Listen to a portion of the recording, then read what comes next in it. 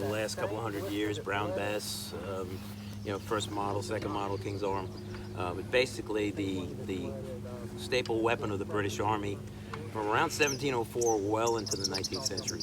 These weapons were produced and used for quite a long time. It's one of the first weapons to be manufactured to a pattern. Before that, everything was up to the local gunsmith's interpretation.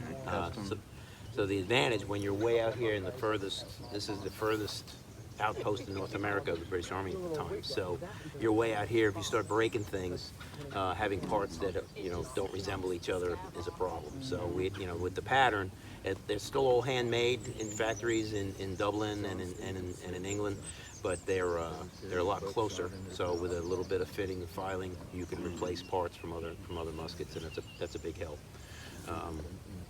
So loading and firing, again, we said it's a smooth bore. It's not a rifle. That little lug at the top of the barrel is not a sight. We don't aim these. That locks the bayonet in. It's a slot cut in the collar of the bayonet that helps you lock that in, keeps it from coming off. But we just aim and shoot as fast as we can. A well-trained British soldier can get off 3 to 4 rounds a minute.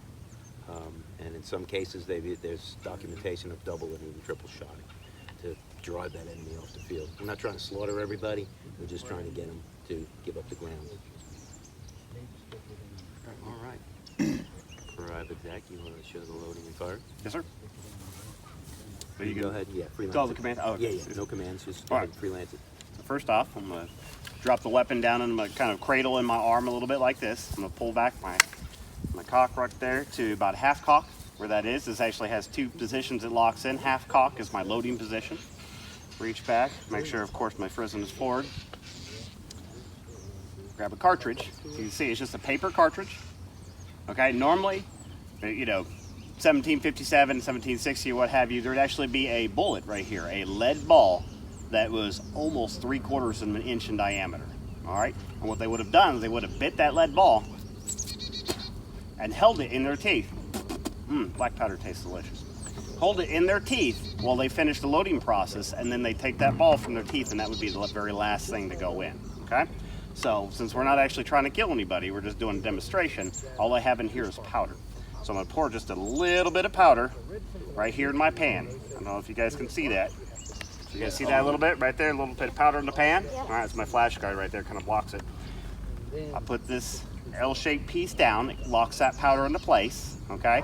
And now that powder won't be exposed until this flint and the hammer actually come forward and strike this plate right here.